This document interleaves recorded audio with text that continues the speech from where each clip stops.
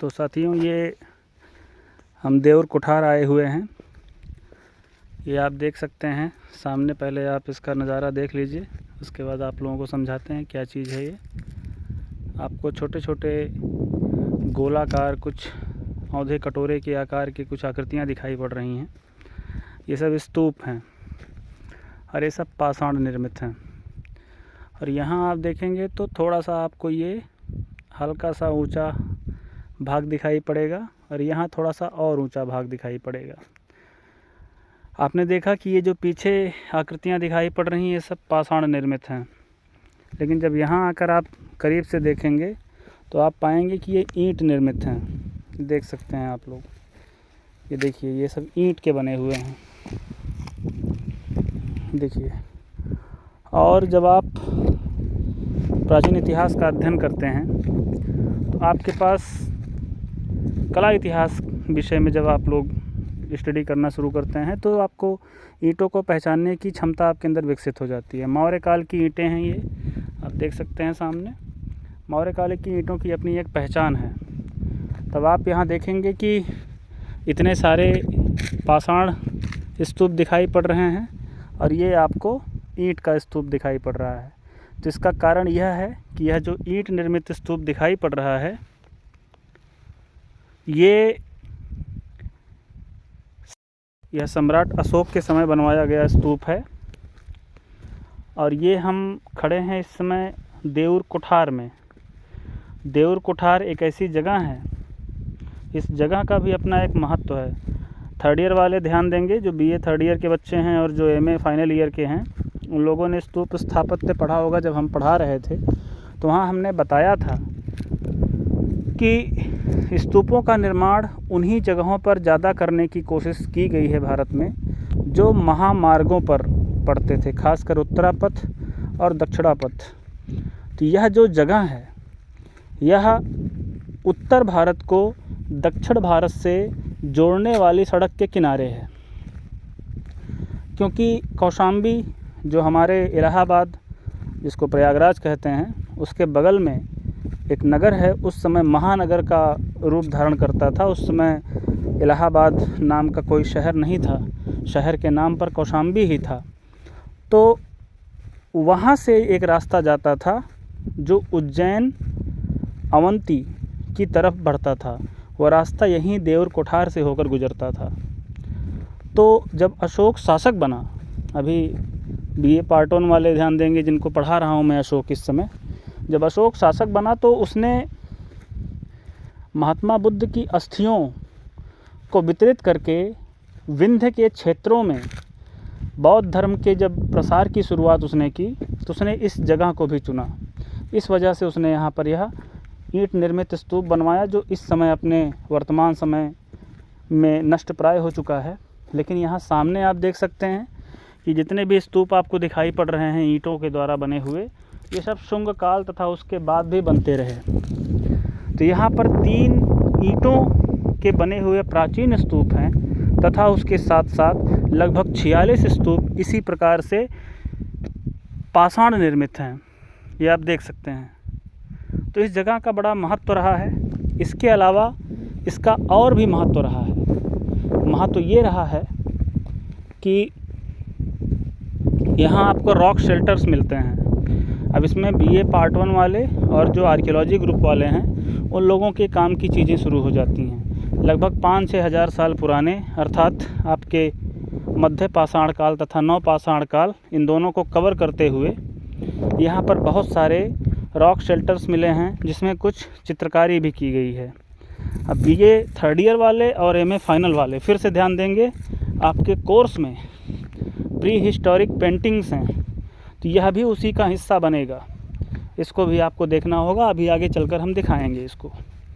फ़िलहाल अभी हम आगे बढ़ रहे हैं, बाकी बातें करते रहेंगे। अब देखिए, हम जिस स्तूप की बात कर रहे थे कि 3 स्तूप हैं, 2 स्तूप हमने आपको पीछे दिखा दिए थे और ये रहा तीसरा स्तूप। यह जो तीसरा स्तूप है अशोक के द्वारा बनाया गया, यह यहाँ का सबसे ऊंचा स्तूप था, जिसकी भव्यता का अंदाज़ा आज भी आप लगा सकते हैं। आज भी इसकी ऊंचाई कम से कम 25 से 30 फीट के आसपास दिखाई पड़ रही है। तो आप अंदाज़ा लगा सकते हैं कि प्राचीन काल में जब इसका निर्माण किया गया होगा उस समय इसकी ऊंचाई कितनी रही होगी। यह बहुत ही सामान्य तरीका है स्तूप निर्माण का जो प्राचीन भारत में मिलता है, बहुत सामान्य, जहाँ पर आपको बिल्कुल सिंपल ईंटों के द्वारा एक के ऊपर एक बैठाते हुए इस प्रकार से स्तूप का निर्माण किया जाता था। और इसका जो हर्मिका वाला हिस्सा था, हर्मिका जो बिल्कुल इस जो आपको सामने दिखाई पड़ रहा है, इसको अंड कहते हैं। अंड के ऊपर हर्मिका होती है।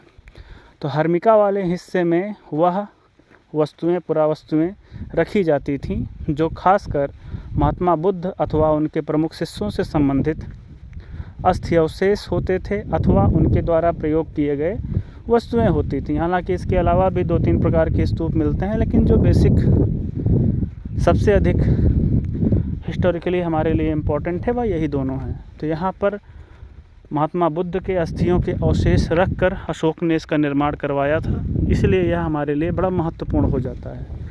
और सामने आपको दिख रहा है चारों तरफ, अब यहाँ से रॉक शेल्टर्स भी स्टार्ट हो जाते हैं। अशोक ने इस जगह को चुना क्योंकि यह एक महापथ पर था। मैंने बताया अभी दक्षिणा पथ यहाँ से गुजरता था जो कौशाम्बी को उज्जैन से जोड़ता था।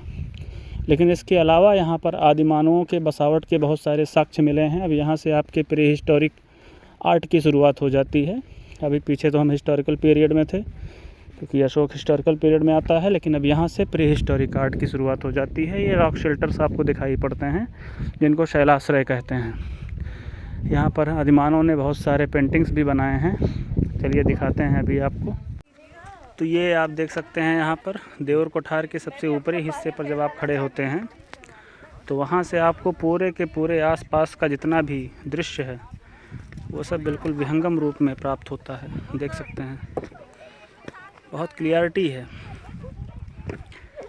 और इस प्रकार से इस कगार पे आप पहुँचते पहुँचते पाएंगे किनारे किनारे शेल्टर्स बने हुए हैं, देख सकते हैं। प्राचीन काल में इसका जैसे इस्तेमाल होता रहा हो नहीं पता, लेकिन आज के समय में देखकर अंदाज़ा लगाया जा सकता है। ये देख सकते हैं आप, अभी पढ़ाई नहीं हो रहा है। इसको लोग यहाँ पहाड़ कह रहे हैं, लेकिन ये पठार का हिस्सा है। विंध्य पर्वत श्रृंखला के सबसे अंतिम छोर का हिस्सा है। यहाँ से आपकी स्टार्टिंग हो जाती है। इसी वजह से यहाँ से जो दक्षिणा पथ गुजरता था उसके किनारे सम्राट अशोक के समय स्तूपों के निर्माण करने की जो परंपरा है उसका श्री गणेश होता है। ये सबसे ऊपरी हिस्से पर खड़े हैं हम।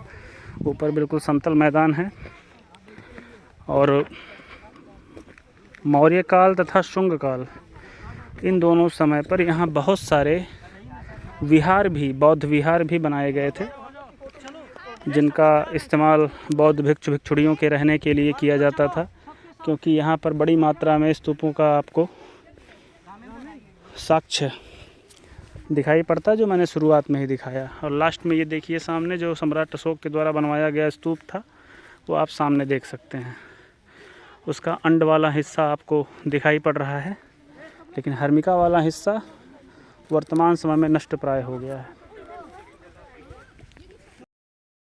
अब देखिए हम यहाँ पर आ गए हैं। ये सामने आप देख सकते हैं ये रॉक शेल्टर हैं, इसी को रॉक शेल्टर कहते हैं। आप लोगों ने बहुत जगहों पर सुना होगा रॉक शेल्टर। तो कुछ नहीं, एक शेल्टर का काम करता है क्योंकि ऊपर शेड है और यहाँ पर जैसे पानी वगैरह बरसता है, यहाँ सामने देख सकते हैं, तो आदिमानव यहाँ पर बड़े आराम से अपने आप को सुरक्षित कर सकता है पानी से। और बहुत तीखी धूप हो रही हो, जैसे हम अपने आप को अभी इस समय बचा रहे हैं तीखी धूप से, क्योंकि बहुत तीखी धूप है। भले ही अभी हम 19 जनवरी में यहाँ खड़े हैं, लेकिन यहाँ पर आप देख सकते हैं कि ठीक ठाक गर्मी का एहसास हो रहा है।